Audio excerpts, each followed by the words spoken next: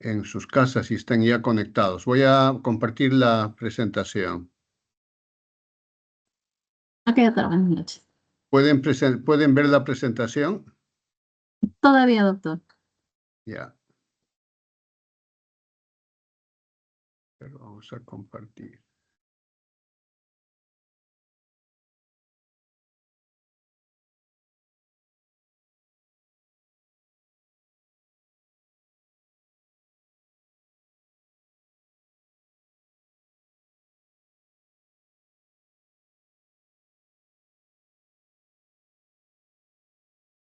Ahora, Sí, doctor, ahora sí se puede ver. ya, ¿Me podría...? lo voy a poner Ajá. en modo de presentación, ¿ya? Ok, doctor, Para gracias. que sea más amplio. ¿Ahora sí pueden verlo? ¿Sí? Sí, doctor. Perfecto, entonces empezamos la clase, ¿ya? La primera de las dos clases, estas últimas, Sí, doctor. son la clase de fármacos tratamiento para la osteoporosis, ¿ya? Y luego vamos a hacer mañana el tratamiento de los fármacos andrógenos y antiandrógenos. Hoy día vamos a hacer osteoporosis. Brevemente vamos a hacer algunas definiciones y algunos conceptos fisiopatológicos para que se pueda entender, ¿ya? La osteoporosis básicamente se define como un trastorno del esqueleto caracterizado por la disminución de la resistencia ósea, lo que predispone a un riesgo de fractura, ¿ya? La resistencia ósea ustedes saben que el hueso está conformado por sales minerales de hidroxiapatita de calcio y básicamente por tejido conjuntivo colágeno. Entonces, esta resistencia ósea depende básicamente de dos factores, la densidad y la calidad ósea. La densidad ósea se expresa en gramos de mineral por área de volumen y esta viene determinada por el pico de masa ósea y o la cantidad de pérdida de hueso. Esto se mide con el densitómetro, ¿ya? Y la calidad ósea se refiere a la arquitectura trabecular. El hueso no es una estructura homogénea, sino tiene una estructura trabecular que da flexibilidad a los huesos, ¿no? Entonces hay acumulación de daños previos, por ejemplo, microfracturas de estas trabéculas y la mineralización, ¿ya? Hay alteraciones en el recambio y en la mineralización. Entonces, esta lámina sirve para definir la osteoporosis, que es la disminución de la resistencia ósea, y a su vez la resistencia ósea depende de la densidad, que es la medición de del contenido mineral del hueso, y la calidad ósea se refiere a la arquitectura trabecular del hueso, ¿no? Acá en este gráfico, ustedes pueden ver la estructura normal en el lado izquierdo del hueso con sus trabéculas, ¿no es cierto? Y en el lado derecho ustedes ven microfracturas de estas trabéculas y las cavidades y los espacios intertrabeculares más amplios. Para la OMS, la osteoporosis es una enfermedad sistémica caracterizada por disminución de la masa ósea y un deterioro de la microarquitectura del tejido óseo, lo que incrementa la fragilidad del mismo con el consiguiente riesgo de fracturas. Claramente ven ustedes los dos gráficos. A la izquierda, la arquitectura normal del hueso y a la derecha, la arquitectura de un hueso con osteoporosis, ¿no? En el 2001, el panel de consenso del Instituto Nacional de Salud de la Gran Bretaña define como enfermedad esquelética caracterizada por la disminución de la resistencia ósea, que predispone al riesgo de fractura. En síntesis, básicamente es lo mismo, que es la disminución de la resistencia del hueso a las fracturas, y su deterioro está definido por la disminución del contenido mineral, o sea, la densidad ósea, y la disminución de la trabeculación ósea. Esto es un recuerdo fisiopatológico que ustedes ya conocen. La estructura del hueso tiene dos extremos. Un extremo que es el osteoblasto. Los huesos mantienen su forma a lo largo de toda la vida y está regulado básicamente por el osteoblasto y el osteoclasto. El osteoblasto incorpora calcio al hueso y aumenta la densidad y el osteoclasto remueve el calcio del hueso y lo lleva hacia la sangre. Mientras uno es formador de huesos, el osteoclasto es el que produce la resorción del hueso. El equilibrio de los dos va a mantener la forma del hueso, ¿cierto? Este es un recuerdo fisiopatológico que ustedes ya conocen, ¿no? Y eso está obviamente manejado por unas dos hormonas y vitaminas y calcio, vitamina D y calcio. La calcitonina, que es la hormona que básicamente disminuye la actividad del osteoclasto y aumenta la actividad del osteoblasto, o sea, lleva el calcio de la sangre hacia el hueso y el osteoclasto regulado básicamente por la paratormona que lleva el calcio hacia la sangre, ¿no es cierto? Entonces, hay que preguntarse por qué se pierde la resistencia del esqueleto en la osteoporosis. Básicamente, es un desequilibrio en el remodelado del hueso. Ya tienen ustedes la actividad de los osteoclastos y la actividad de los osteoblastos. Si hay un aumento de la resorción ósea, o sea, mayor actividad del osteoclasto, entonces se disminuirá la concentración del calcio en los huesos y el osteoclasto removerá este calcio óseo y lo llevará hacia la sangre, aumentando la calcemia con el influjo y la influencia de la paratormona. Entonces se reduce la masa, es decir, disminuye la densidad del hueso. Y por otro lado, se deteriora la estructura trabecular y cortical del hueso. Entonces hay una disminución en la cantidad de mineral, hidroxiapatita de calcio, y disminución en la arquitectura estructural del tejido óseo trabecular, que aparte del mineral, el hueso está conformado también por tejido colágeno que le da la flexibilidad. El deterioro de la cantidad con el deterioro de la calidad dan la disminución de la resistencia ósea a las fracturas y hay un aumento de fracturas en las personas que tienen osteoporosis. La epidemiología, esta es una epidemiología americana, pero más o menos también es similar en nuestro caso, porque básicamente es una enfermedad metabólica frecuente en todas las personas, especialmente en las mujeres que pasan a la edad de la menopausia, ¿no? Una fractura obviamente produce disminución y limitación en la capacidad de recuperación en las personas, sobre todo adultas mayores. Es así que, por ejemplo, una fractura vertebral aumenta por 5 el riesgo de otra. La mortalidad de la fractura de cadera, que es frecuente en personas de la tercera edad, es 5 a 10% en un mes y 30% al año. ¿Por qué? Porque el paciente está postrado si es que no es operado inmediatamente o si no se le opera por alto riesgo operatorio. Un 10% y más de supervivientes de estas fracturas quedan incapacitados, básicamente postrados, ya no pueden caminar y son dependientes básicamente y tienen alto porcentaje de invalidez. Esto mismo sucede en nuestro país, ahora que la edad de sobrevida en nuestro país está por encima de los 65 y 70 años. Los componentes de la calidad ósea dijimos que era la densidad mineral, que se mide con la densitometría, y la trabeculación se utiliza el score de trabeculación, ¿no? Se mide por técnicas de imágenes que evalúan la microestructura trabecular. Entonces, densitómetro para medir la densidad mineral ósea y el score de trabeculación para medir el nivel de alteración de las trabéculas óseas, ¿no? Todo esto se produce en la osteoporosis el deterioro de la calidad ósea, que es dependiente principalmente del metabolismo alterado del calcio. Recuerden, el mineral del hueso es básicamente la hidroxiapatita de calcio. ¿Y el calcio de dónde viene? De la alimentación. ¿Quién hace que se absorba?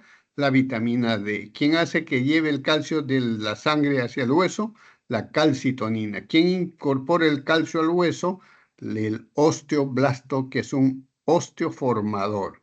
¿Cómo se mantiene el remodelamiento? En el equilibrio del osteoblasto con el osteoclasto. Entonces el calcio juega un papel importante en el tratamiento también de la osteoporosis. Ya les dije que la regulación del calcio, esto es también un recuerdo fisiopatológico para que ustedes entiendan, básicamente hormonas, la calcitonina que produce hipocalcemia. ¿Por qué? Porque lleva el calcio de la sangre hacia los huesos. y la hormona paratiroidea, que es su antagonista, que produce hipercalcemia, trayendo el calcio del hueso hacia la sangre, ¿no? Aparte de eso, tiene otras acciones que ya vamos a ver luego. Las vitaminas D, especialmente las vitaminas que son sintetizadas, administradas por vía oral o sintetizadas por los rayos ultravioletas sobre la piel. Sin embargo, hay hormonas, las masculinas, la testosterona, y las femeninas, los estrógenos y la progesterona, que también mantienen la incorporación de calcio hacia la sangre. Entonces, ustedes pueden explicarse que una mujer posmenopáusica, o sea que ya no tiene hormonas, ha dejado de menstruar, no tiene estrógenos ni progesterona, es más susceptible a tener osteoporosis. De hecho, la osteoporosis posmenopáusica es muy importante. La calcitonina es una hormona que se produce en la glándula tiroides, en las zonas interlobulares, ¿no? Tiene un peso molecular de 3.600 Dalton, es un polipéptido con 2 puentes disulfuro. Estos puentes de azufre son los que mantienen la actividad de la hormona. Si se rompen estos puentes, entre la 1 y la 7 aminoácidos de cistina, entonces se pierde su actividad. Esto es también un recuerdo fisiopatológico en el que no vamos a abundar porque ustedes lo conocen bien. La acción farmacológica de la calcitonina produce, como dijimos, un descenso del calcio y del fósforo plasmático. ¿Por qué? Porque son llevados hacia el hueso, pero también para mantener la eucalcemia, o sea, el calcio en los rangos normales, aumenta la eliminación del calcio sobrante y el fósforo por vía urinaria, ¿no? Reducen la reducción del hueso por inhibición osteoclástica, o sea, la calcitonina inhibe la actividad resortiva de los osteoblastos. Recuerden, resorción quiere decir remoción de hueso, ¿no? Deprime el pasaje de calcio del hueso al líquido extracelular. Produce hipocalcemia. La calcitonina es antagonista de la hormona paratiroidea. Mientras la calcitonina produce hipoglicemia, la hormona paratiroidea produce hipercalcemia. Y por otro lado, la vitamina D, que es indispensable para la absorción del calcio de los intestinos hacia el plasma. En conclusión, la calcitonina provoca hipocalcemia por incorporación del calcio al hueso y por eliminación del sobrante por vía urinaria, ¿no? Es inactiva la adenilciclasa en el hueso y en el riñón, produciendo la incorporación de calcio en el hueso y la eliminación de calcio por el riñón. La calcitonina, como es un polipéptido, no se absorbe por vía oral, solo se da por vía parenteral y por vía nasal. La duración de la calcitonina que se usa actualmente, que es la calcitonina de salmón, es de 6 a 8 horas.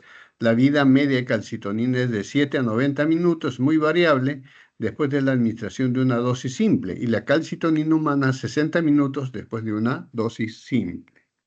La concentración se consigue a las 2 horas, ¿no? El nivel de calcitonina plasmática normal es de 0.1 a 0.15 nanogramos por mililitro. Se metaboliza rápidamente, primariamente en el riñón, pero también en la sangre y tejidos periféricos. Entonces, la calcitonina, recuerden, importante para incorporar el calcio hacia el hueso a través del osteoformador, que es el osteoblasto. Produce, por lo tanto, hipocalcemia. Pero para mantener los rangos normales, elimina también calcio por la orina. Si hay mucho calcio, si hay hipercalcemia o se eleva por encima de los rangos normales el calcio, la calcitonina va a actuar disminuyendo este calcio de la sangre para mantenerlo en rangos normales. Pero si hay hipocalcemia persistente, aumenta la paratormona, haciendo que los osteoclastos remuevan un poco el calcio del hueso hacia la sangre o se disminuya la eliminación por vía renal. Hace exactamente lo contrario de la calcitonina, ¿no? Ya dijimos, la calcitonina incrementa la excreción de calcio y fosfato por reabsorción tubular.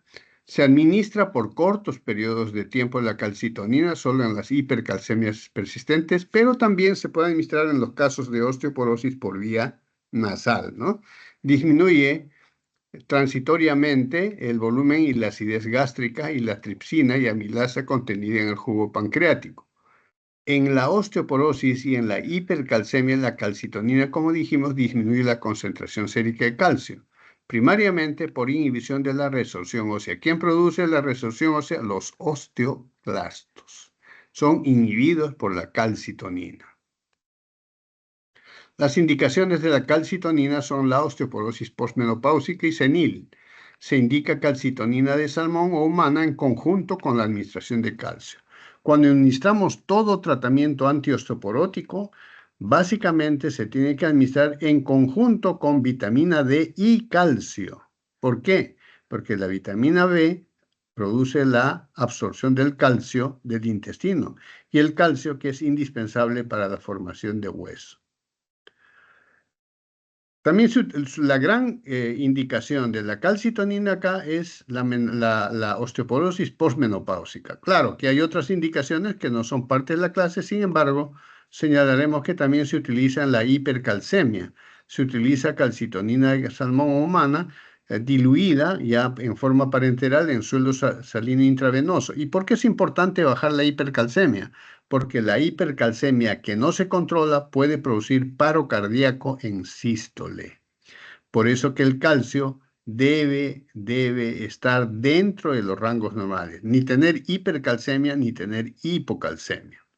La calcitonina también ha mostrado ser efectiva para bajar las concentraciones de calcio en pacientes que tienen hipercalcemia patológica, como el mieloma múltiple, que produce osteomalacia y liberación de grandes cantidades de calcio hacia la sangre. Entonces, la calcitonina disminuye estas cifras de calcio elevado en la sangre, haciendo que no se libere mucho el hueso y aumentando la eliminación por vía urinaria. Eso se produce en pacientes también con hiperparatiroidismo primario, o sea, una hiperfunción de las células de la paratiroides por un tumor de las glándulas paratiroides que se encuentran, son 4 que están ubicadas, 2 en cada lóbulo de la glándula tiroides. La dosis intramuscular subcutánea es 100 unidades una vez al día, interdiario o 3 veces a la semana. Tenemos varias presentaciones, la calcitonina de salmón, que contiene 200 unidades por mililitro. La calcitonina humana igualmente se ha estandarizado a 200 unidades por mililitro. La tirocalcitonina, una ampolla, esto es para tratamiento por vía parenteral endovenosa en situaciones de hipercalcemia.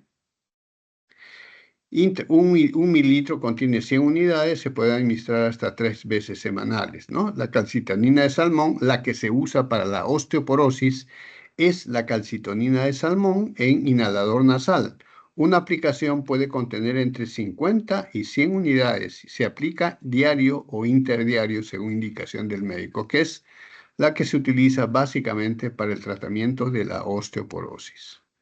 Entonces, indicaciones de calcitonina, osteoporosis postmenopáusica. Recuerden, acompañado siempre de vitamina D y de calcio, ¿no? Tiene un buen perfil de seguridad, es un polipéptido que es básicamente una hormona y que se da en casos de osteoporosis, ¿no? Sin embargo, hay que ver bien su impacto en la osteoporosis. Es cierto que produce reducción de las fracturas, pero básicamente las fracturas de tipo vertebral, que son por aplanamiento, por aplastamiento, no tiene un impacto significativo en las fracturas de cadera, que son las más frecuentes, y en sitios no vertebrales como clavículas, húmeros, fémur, etc., ¿no? Básicamente se da por una duración de 5 años en estos casos para tratar de disminuir la pérdida de calcio al hueso y para tratar de incorporar calcio al hueso, ¿no? Entonces hay una indicación de calcitonina en casos de osteoporosis postmenopáusica. Casi no tiene efectos secundarios porque es una hormona similar a la que nosotros tenemos fisiológicamente, tiene un buen perfil de seguridad. En cambio, la hormona paratiroidea, también producida, como dijimos, por las glándulas paratiroides, fisiológicamente también es un aminoácido de 84 aminoácidos con un peso molecular mayor que la calcitonina, 9500 Dalton, y su forma activa tiene básicamente 115 aminoácidos. La acción farmacológica, ya lo dijimos, hace exactamente lo contrario de la calcitonina, es decir, si hay un estado de hipocalcemia, se dispara la paratormona para elevar el calcio a niveles normales en la sangre. ¿Y de dónde saca este calcio? Saca de los huesos, ¿no es cierto? E impide la eliminación por vía urinaria y aumenta la absorción del calcio intestinal, ¿cierto? Entonces, de esa manera se regula la eucalcemia, ¿no? La hormona paratormona actúa en casos donde hay hipocalcemia, ¿no es cierto? Entonces, ¿cuál es la finalidad? De elevar el calcio a los rangos normales. ¿Y cómo lo hace? Sacando el calcio de los huesos, aumentando la absorción de calcio del intestino y disminuyendo la eliminación del calcio por vía urinaria. Ya lo dijimos esto, moviliza el calcio por resorción ósea, estimula los osteoclastos, promueve la absorción calcio del intestino. Se absorbe básicamente no por vía oral, porque también es un polipéptido, sino se da siempre por vía parenteral. La hormona tiroidea intacta tiene una vida media de 2 a 5 minutos. Su rol en la osteoporosis básicamente es limitado. No se usa, sino en casos de hiperparatiroidismo postquirúrgico como reemplazo de la falta de la hormona. Cuando a un paciente le operan la tiroides, se llevan también las glándulas paratiroides, entonces no va a tener hormona paratiroidea. En ese caso se da terapia de reemplazo. Su uso en osteoporosis básicamente no está. Sin embargo, se los comentamos para que ustedes vean que debe haber un equilibrio entre la calcitonina y la paratormona, dejando en el medio al calcio y a la vitamina D. Ya dijimos, vitamina D aumenta la absorción de calcio intestinal. Pero la vitamina D no es una única vitamina D, sino tiene varios tipos, ¿no? Básicamente es una vitamina liposoluble, como saben, está en el hígado de los peces, especialmente el bacalao, que también viene asociado con otra vitamina liposoluble que es la vitamina A, ¿no? La vitamina D1, llamada también colecalciferol, que es de origen natural, la vitamina D2, el ergocalciferol, que es sintética o semisintética, y el calciferol, que es básicamente sintética. Vitamina D1, 2 y 3.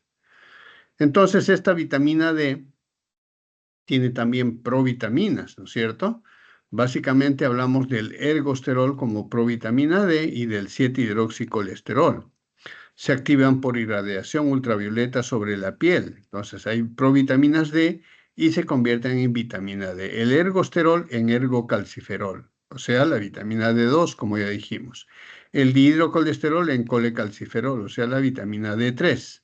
Son derivados del núcleo ciclopentano perhidrofenantrénico, que es el mismo núcleo del colesterol, de los corticoides, de los glucocorticoides, de las hormonas masculinas y de las hormonas femeninas, el ciclo pentano perhidrofenantreno. Los derivados de la vitamina D es uno muy poderoso que se sintetiza artificialmente, pero también es producido naturalmente en el riñón y se llama el calcitriol.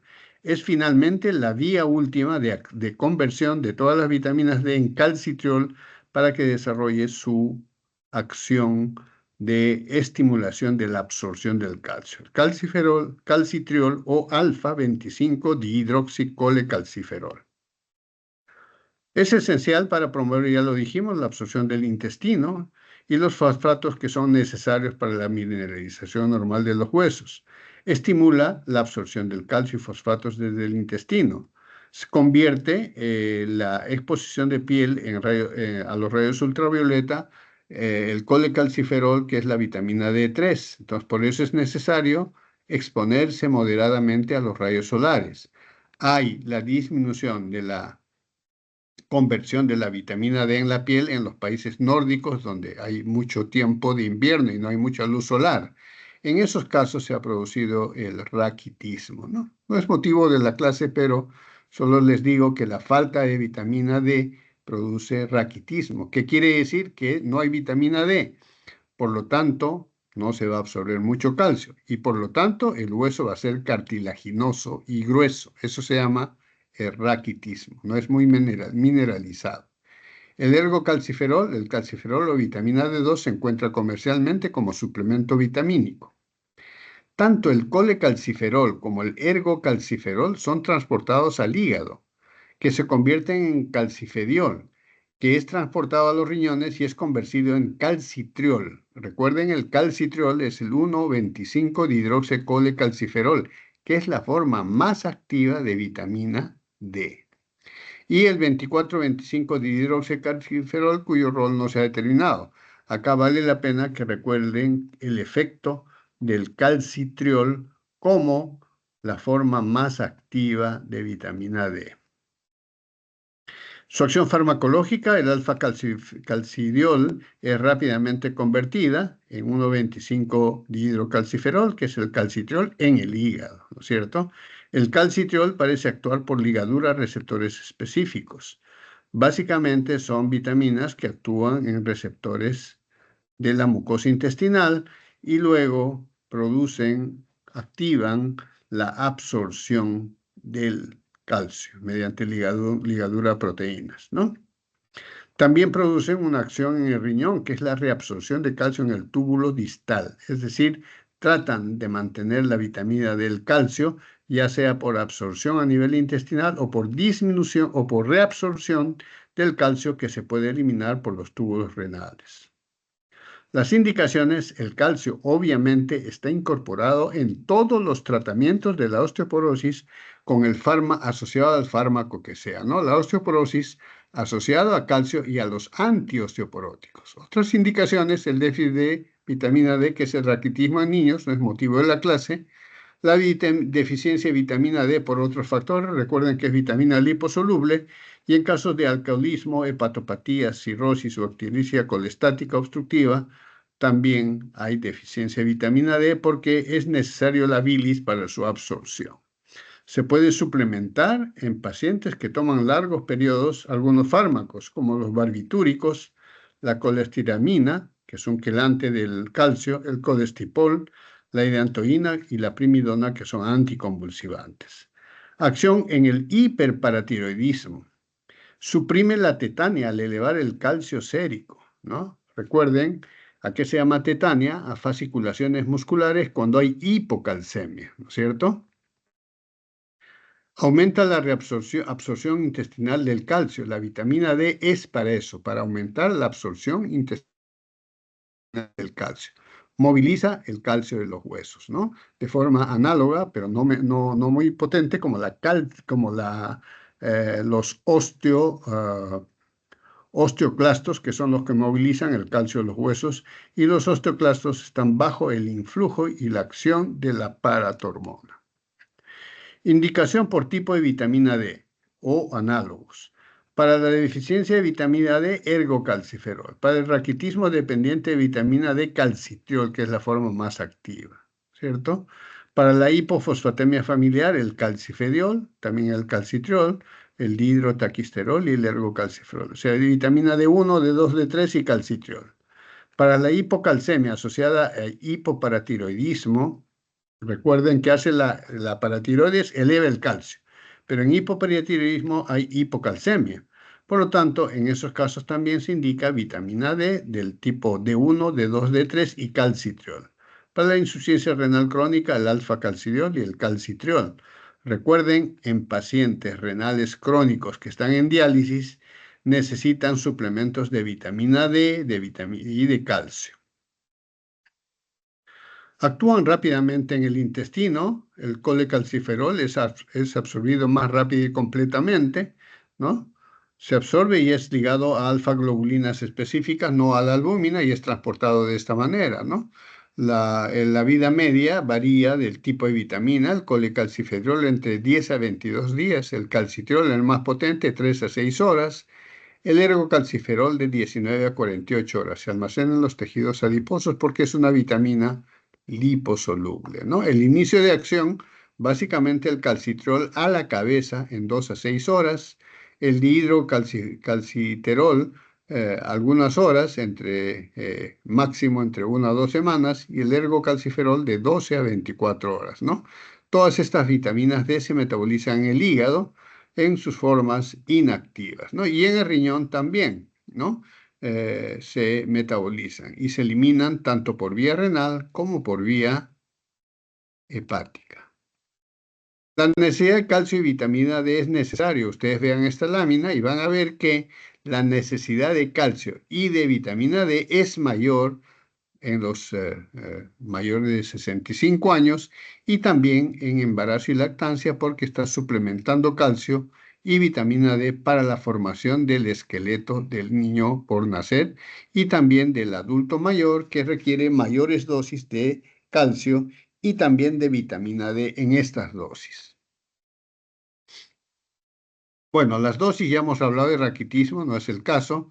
Hipoparatiroidismo tampoco es el caso. El calcitriol sí es importante para el tratamiento de los pacientes con insuficiencia renal crónica en hemodiálisis para que absorban el calcio. Estos pacientes se descalcifican muy rápidamente y pueden hacer osteoporosis secundaria a la insuficiencia renal crónica. Entonces, en estos casos se utiliza básicamente, que es una osteoporosis secundaria a insuficiencia renal crónica, el calcitriol. Hay que tener cuidado porque la sobredosis de la vitamina D puede causar efectos tóxicos y pueden causar hipercalcemia por hiperabsorción y disminución de la eliminación del calcio por orina. Nefroesclerosis, o sea, precipitación de sales de calcio en las vías urinarias. La dosis tóxica es de 3.75 miligramos, o sea, 150.000 unidades al día, que es bien difícil de llegar a estas dosis, ¿ya? Sin embargo, hay que tener en cuenta para no sobredosificar al paciente. ¿Por qué? Porque como hay la premura de combatir la osteoporosis, a veces creyendo que dando más dosis vamos a lograr más efecto, cuando solamente vamos a lograr efectos de toxicidad por intoxicación por vitamina D, ¿no? Los síntomas: dolor de cabeza, albuminuria, vómitos, diarreas, nicturia, insuficiencia renal y pueden paradójicamente producir osteoporosis. Osteoporosis. Recuerden, vitamina D en las dosis correctas que hemos dicho acá, que no pasan básicamente de 400 a 800 unidades diarias como dosis máxima en los grupos de riesgo de osteoporosis mayores de 65 años y en embarazo y lactancia. Acá están los preparados. Hay diferentes preparados de vitamina D. Todas ellas vienen acompañadas de calcio, obviamente, ¿no? El ergocalciferol, que es la vitamina D2, 10 mililitros, es 2.5 miligramos y 100.000 unidades. De esto obviamente se da pues un mililitro. Un mililitro tendría que contener más o menos 10.000 unidades, perdón, 1.000 unidades, que está cerca de los 800 a 1.000 unidades de vitamina D2. Dosis 2.000 unidades al día máxima. El colecalciferol igualmente 2.000 unidades al día. El calcitriol 0.5 microgramos al día, ¿no? En el riñón se forma el calcitriol activo de forma endógena, ¿no? Se metaboliza en el hígado, se elimina por la bilis. La vida media de la vitamina D generalmente es de 30 días. En cambio, de la vitamina D2, D3, básicamente es de 5 horas. Osteoporosis. Básicamente, aparte del calcio y la vitamina D, hay el tratamiento para la osteoporosis con otros fármacos. ¿Cuál es el objetivo? Incrementar la densidad ósea, ¿no? Reducción de marcadores de remodelado óseo, o sea, mantenimiento de la microestructura trabecular del hueso, ¿no? El efecto sostenido en el tiempo básicamente va a reducir el riesgo de fracturas. Un hueso bien mineralizado y con una arquitectura trabecular bien conservada, vamos a conservar la cantidad de mineral óseo y la calidad mediante la trabeculación, haciendo que haya una prevención de fracturas vertebrales y no vertebrales. O sea, cuando hablo de no vertebrales, estamos hablando de fracturas de cadera, fracturas de cuello de fémur, fracturas de húmero, fracturas de costillas, etcétera, ¿no? En general, para el tratamiento de la osteoporosis existen este grupo de fármacos. Y hemos hablado del calcio y la vitamina D, ¿cierto? Como su rol importante. Sin embargo, todos los demás tratamientos tienen que ver con el acompañamiento paralelo de calcio y vitamina D. Acá existe un gran grupo de los bifosfonatos que son antirresortivos. ¿Eso qué quiere decir? Que actúan básicamente disminuyendo la actividad de los osteoclastos. Tenemos otro grupo que es el raloxifeno, que es un osteoformador, o sea, modula, sin ser un estrógeno, sin ser una hormona estrogénica, actúa en los osteoblastos, que son los osteoformadores, para que el hueso incorpore calcio a su estructura. La teriparatida, que es un análogo de la hormona paratiroidea, que es osteoformador, es decir, estimula a los osteoblastos. El denosumab, que es un biológico, que es un anticuerpo monoclonal, que es antirresortivo, o sea, actúa disminuyendo la actividad de los osteoclastos. Los estrógenos, que son hormonas femeninas, que estimulan a la osteoblasto, haciendo que el hueso se forme, se incorpore calcio al hueso. Esa es la explicación, porque a falta de estrógenos en la edad posmenopáusica se va a producir la osteoporosis en las mujeres. Ranelato de estroncio, que es un fármaco dual muy interesante, pero con muchos efectos secundarios, tiene un efecto antirresortivo, o sea, reduce la actividad del osteoclasto y aumenta la actividad del osteoblasto, que es el osteoformador. Estos son los fármacos hasta ahora para el tratamiento de la osteoporosis. Ya hemos hablado de calcio y vitamina D, ya no vamos a repetir, también hemos hablado de calcitonina. Vamos a ver a los bifosfonatos. Los bifosfonatos es un grupo amplio, muy usado para el tratamiento de los pacientes con osteoporosis. Recuerden, es un antirresortivo, o sea, reducen la actividad del osteoclasto. Son análogos del pirofosfato, tienen afinidad por el fosfato de calcio en fase sólida, se unen a la hidroxiapatita en el hueso, ¿no? Inhibiendo la resorción ósea, por eso se llaman antirresortivos. Bien, estos son la estructura, es una molécula de bifosfonato. ¿Por qué? Porque tiene básicamente dos moléculas de fósforo en su estructura. Acá, dos moléculas conectadas con el oxígeno y dos moléculas conectadas con un carbono, ¿no? Dos moléculas de fósforo. Son análogos del pirofosfato. El átomo de oxígeno es sustituido por un átomo de carbono y las dos valencias de carbono se encuentran ubicados los diferentes radicales R1 y R0 para combinarse y dar a luz otro tipo de moléculas con la estructura básica, pero con el cambio de los radicales del carbono para formar otro fármaco. Pirofosfato, que tiene su oxígeno, que es reemplazado por un carbono que está conectado con los dos fósforos y a su vez tiene dos ramas que se van a unir los radicales para dar las particulares de sus variantes.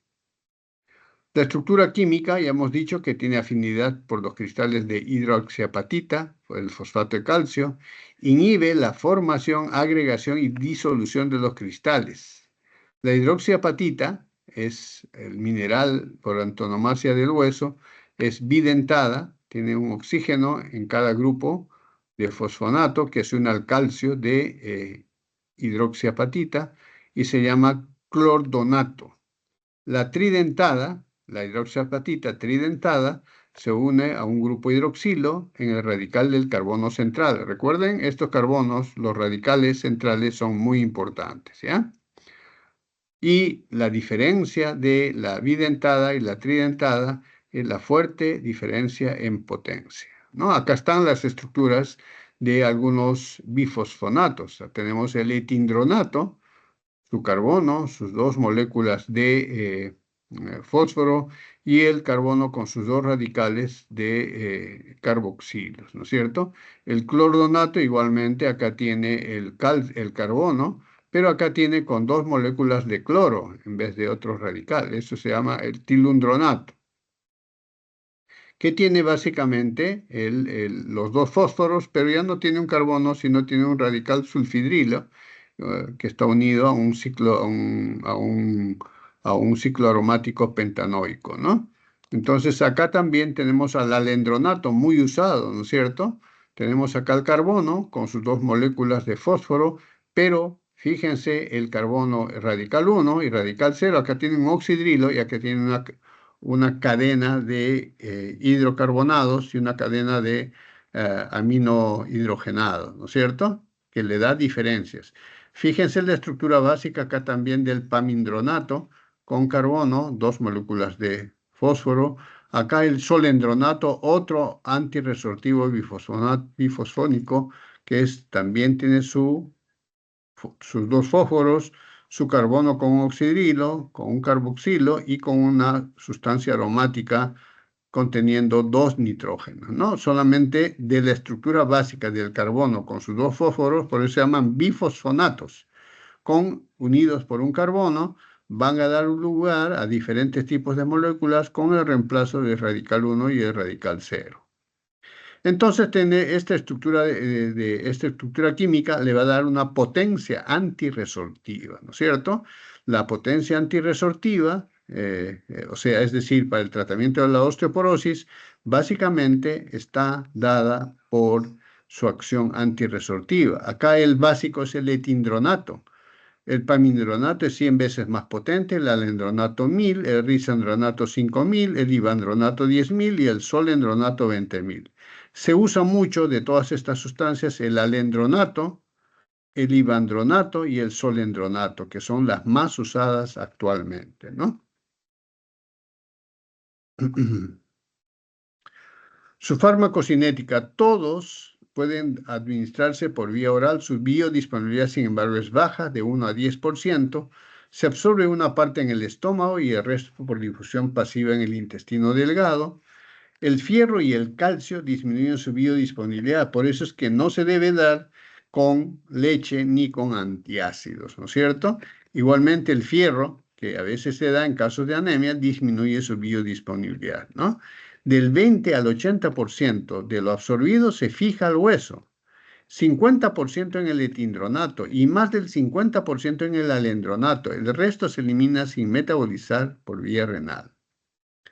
Una vez que se fija al hueso, su semivida de alimentación es 10 años, o sea, se fija el hueso y se va eliminando poco a poco a lo largo de 10 años.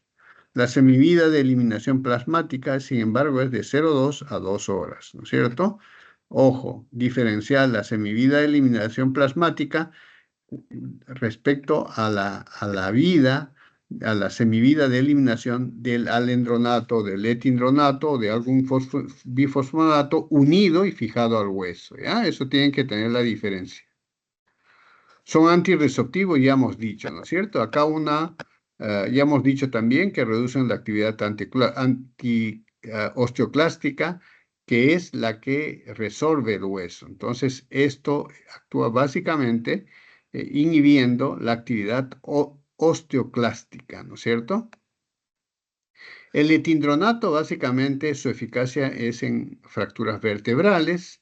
El alendronato, el solendronato y el risendronato también tienen un grupo amino en su molécula, disminuye el riesgo de fracturas vertebrales y de cadera. Por eso es que se utiliza mucho, ya no tanto el etindronato, que también tiene una baja potencia, sino el alendronato, solendronato, risendronato y ivandronato. Recuerden esta tabla. Etindronato ya no tanto, sino se utiliza más el alendronato, risendronato, ivandronato y solendronato. El risendronato disminuye el riesgo de fractura vertebral y de cadera, importantísimo, ¿ya? Porque la disminución de la talla de las personas posmenopáusicas es por fracturas por aplastamiento de las vértebras y la fractura de la cadera que tiene alta mortalidad y mayor nivel de inhabilitación, de dependencia, ¿no? El etindronato es un clásico, ¿ya? Su eficacia está demostrada, pero no es muy potente. Se indica en la prevención y el tratamiento. La dosis es cíclica, se toma durante 2 semanas y se descansan 14 semanas, para completar ciclos de 3 meses. Algunos pacientes notan molestias intestinales, y es cierto. Se debe tomar para que se absorba con el estómago vacío y no echarse porque pueden producir esofagitis, nunca acompañado de leche o derivados del calcio o fierro, ¿no? El alendronato y el risendronato son los más recientes y más potentes que el etindronato. Reducen al menos el 50% el riesgo de fractura, que es ya importantísimo. Se toma diariamente en ayunas, ¿no? Como dije, evitar recostarse porque puede provocar una regurgitación y una esofagitis por reflujo. Risandronato, entonces, una eficacia en fractura vertebral 41%, de cadera 30% y sitios no vertebrales, o sea, costillas, húmero, etcétera, 39%, ¿no? Esto se ha hecho en un estudio de 7 años, tiene un buen perfil de seguridad y solamente tener cuidado en no echarse luego de tomar el medicamento. Uno tiene que estar sentado o parado. Las indicaciones básicamente osteoporosis postmenopáusica, prevención y tratamiento, ¿no? También hay una osteoporosis por glucocorticoides. Aquellos pacientes que tienen necesidad de tomar corticoides de forma prolongada pueden tener osteoporosis secundaria a los glucocorticoides. También para osteoporosis en hombres, que es infrecuente. La relación mujer-hombre, mujer-varón es más o menos de 5:1, ¿no? El ivandronato también es otro potente antirresortivo bifosfonato para la misma indicación. Buen perfil de seguridad, tiene un alto índice de reducción de riesgo de fractura de vertebral especialmente. No se ha demostrado para cadera y otros, a diferencia de risandronato, que sí tiene efecto, 41% para vértebras, 30% cadera y sitios no vertebrales. La diferencia del ivandronato, solamente una alta potencia para prevenir fracturas de tipo vertebral. Solendronato, otro antirresortivo muy utilizado en estas indicaciones, posmenopáusica, osteoporosis en hombres, prevención y tratamiento de osteoporosis por glucocorticoides y reparación quirúrgica de cadera, ¿no? Acá igualmente hay una preferencia por la reducción de las fracturas de vértebras. De cadera y otros sitios no se sabe, ¿no? Las reacciones sistémicas, 30% a la primera dosis. Y también pueden producir osteomalacia mandibular, ¿ya? Eso es importante tener en cuenta. Pueden producir osteomalacia mandibular. Este estudio ha sido hecho en 6 años. Bifosfonat, ¿en quién se contraindica? En pacientes con insuficiencia renal grave, pacientes alérgicos, obviamente, pacientes con reflujo gastroesofágico con dilatación del esófago, en el embarazo y la lactancia. Otro grupo de fármacos para la osteoporosis es el raloxifeno. Ya dijimos que tiene una acción parecida al estrógeno, sin ser un estrógeno. Es un análogo hormonal, ¿no es cierto? Entonces es un modulador selectivo de los receptores estrogénicos. Entonces actúa similar a un estrógeno en los huesos. ¿Qué quiere decir? Que tienen efectos osteoformadores, ¿no es cierto? Sin embargo, su impacto, que puede tener efectos estrogénicos sobre órganos femeninos como mamas o útero. La paciente puede tener mastalgias o hemorragias uterinas, unas pseudomenstruaciones. Disminuye el riesgo de fracturas vertebrales, ¿no? No se ha demostrado en otro tipo de fracturas. Mejora el perfil lipídico, o sea, disminuye el colesterol y puede disminuir el riesgo de cáncer de mama. Esto no se ha demostrado fehacientemente, pero se dice que es un fármaco que, sin ser un estrógeno, actúa como un estrógeno, ¿no? Se da por vía oral, dosis 60 miligramos al día, y los efectos secundarios son los mismos que los estrógenos, o sea, tromboflebitis y sofocos y acaloramientos de tipo posmenopáusico, ¿no? A diferencia de los estrógenos, que sí producen mastalgia y menstruaciones, pseudomenstruaciones ya después de la menopausia, el raloxifeno no produce menstruaciones ni tensión mamaria, ¿no? La indicación del raloxifeno es esta: son osteoporosis posmenopáusica, contraindicación, enfermedad embarazo, enfermedad tromboembólica, hipersensibilidad a sus componentes, ¿no? Reducción de riesgo de fractura 30-50% vertebral, eso es muy importante, pero no se ha demostrado su eficacia en cadera y otros sitios, ¿no? Riesgo de efectos tromboembólicos, por eso es que muchas personas ya no indican este producto. La tirapratida, que es un análogo de la hormona paratiroidea, es un tratamiento osteoformador, es decir, que estimula la acción de los osteoblastos, ¿ya? Entonces, pero cuando se suspende, básicamente tiene que mantenerse el tratamiento con un tratamiento antirresortivo que puede ser un bifosfonato, ¿no? Se administra una dosis de 20 microgramos al día de forma subcutánea, un máximo de 18 meses. Esto se reserva para mujeres en muy alto riesgo de fractura, que tienen una densidad ósea muy baja, de 4 desviaciones o de menos desviaciones estándar. Esto nos indica, estas son las medidas que nos indica el densitómetro. Si ustedes ven a una persona con menos 4 desviaciones estándar o con menos 3 desviaciones estándar, lectura del densitómetro que mide la mineralización ósea, en esas pacientes podría intentarse usar la tirapratina. Pero si su desviación es menos de 2 o menos de 1, los bifosfonatos son los fármacos de elección. Contraindicaciones: hipercalcemia, hiperparatiroidismo, radioterapia ósea, enfermedades metabólicas de Payet, que son unas lesiones osteolíticas. La enfermedad de Payet es una lesión osteolítica de los huesos. Aumento de la fosfatasa alcalina, que es proveniente de los huesos, y insuficiencia renal. La tirapratida tiene las mismas indicaciones, osteoporosis postmenopáusica, que no ha sido tolerado por los bifosfonatos. Cuando fracasan los bifosfonatos, esta es una alternativa, ¿no es cierto? Para osteoporosis también en varones y las secundarias a glucocorticoides. Tiene una alta tasa de protección de fracturas vertebrales, casi el 70%. Para sitios no vertebrales, 53%. Para cadera, no se ha estudiado, es no significativa. Está contraindicado en pacientes con historia de irradiación, en pacientes con CA, con cáncer. El riesgo alto de osteosarcomas, ¿no? Contraindicación: hiperparatiroidismo. Tratamiento: 2 años, básicamente. Denosumab es un tratamiento biológico monoclonal nuevo, ¿no? Que básicamente se une a los osteoclastos, inhibiendo su acción. Y la inhibición de acción quiere decir que es un antirresortivo, ¿no es cierto?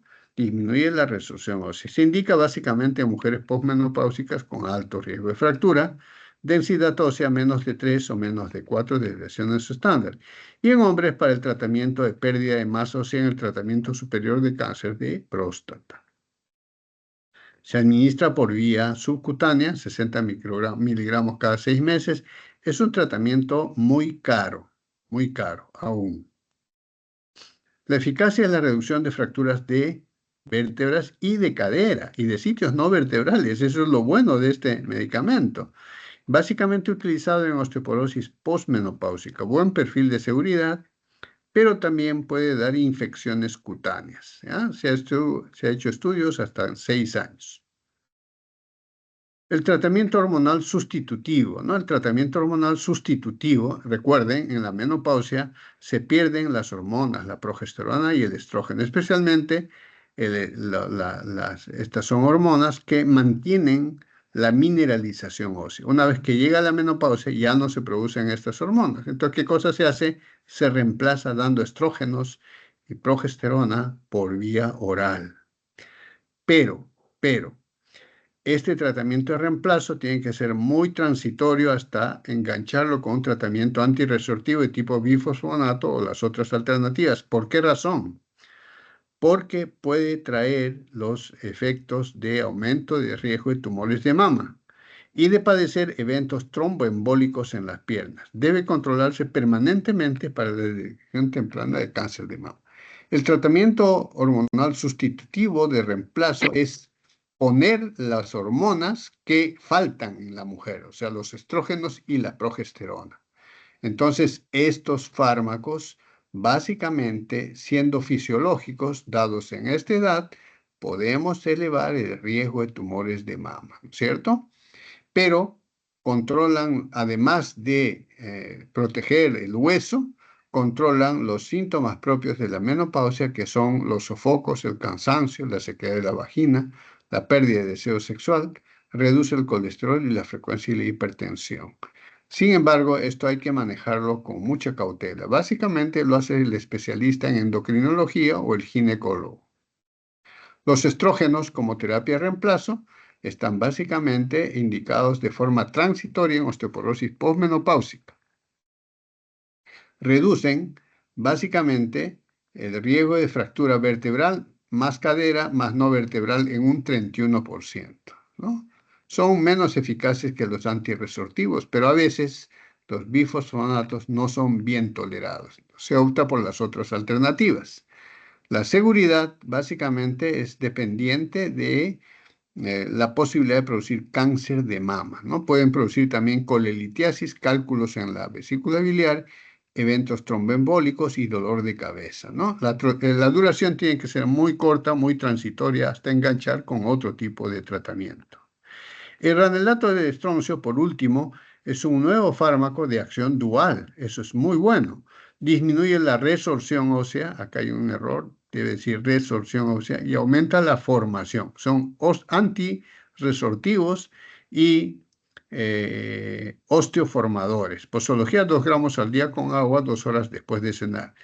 Sin embargo, este tratamiento, a pesar de que disminuye el riesgo de fracturas vertebrales, no vertebrales en mujeres posmenopáusicas y se reduce las fracturas de caderas también en mujeres posmenopáusicas de alto riesgo, o sea, 74 años, con TD-score menos de 3, ¿no? Acuérdense, TD-score, ¿qué cosa es? Trabécula score, ¿no es cierto? Trabécula score menos de 3, o sea, la arquitectura menos de 3, alto riesgo de fracturas. No hay indicación en mayo para hombres con alto riesgo de fractura. La densidad ósea aumenta rápidamente porque el estroncio se une al calcio, ¿no? Los valores se han de corregir. La eficacia se ha probado durante, pero tiene un problema que ha limitado fuertemente su uso, porque era una esperanza, porque era antirresortivo y aumenta osteoformador, ¿no es cierto? El efecto secundario que puede provocar el síndrome de hipersensibilidad dérmica severa, incluso la muerte, limitó mucho su uso. Por lo tanto, ranelato de estroncio, que era un fármaco ideal de forma dual, antirresortivo y osteoformador, se limitó su uso tremendamente por los síndromes de hipersensibilidad dérmica que producían síndrome de Steven-Johnson, básicamente como un gran quemado, y algunos pacientes fallecían. Bien, esta es la clase de tratamiento de la osteoporosis. Si tienen alguna pregunta, podemos conversar un momento. Igual les voy a mandar la presentación con su delegada para que estudien esto, que servirá de base para su conocimiento de esta materia. Sin embargo, como ya les he dicho antes, el PPT del profesor es solamente el aperitivo para que ustedes desarrollen un programa de lectura muy fuerte para dominar el tema, ¿sí? Muy bien, si no hay preguntas, terminamos la clase y Doctor, del mañana... auditorio. A ver, Mañana a la misma hora, no sé si, doctor. sí, así es. Vamos Ok, a hacer doctor. otra clase. Bien, entonces nos vemos mañana. Si tienen alguna pregunta que hacer sobre esto, mañana podemos también conversar, ¿ya? Ok, Que doctor, tengan muchas buenas gracias. noches. Hasta luego. Buenas noches, doctor.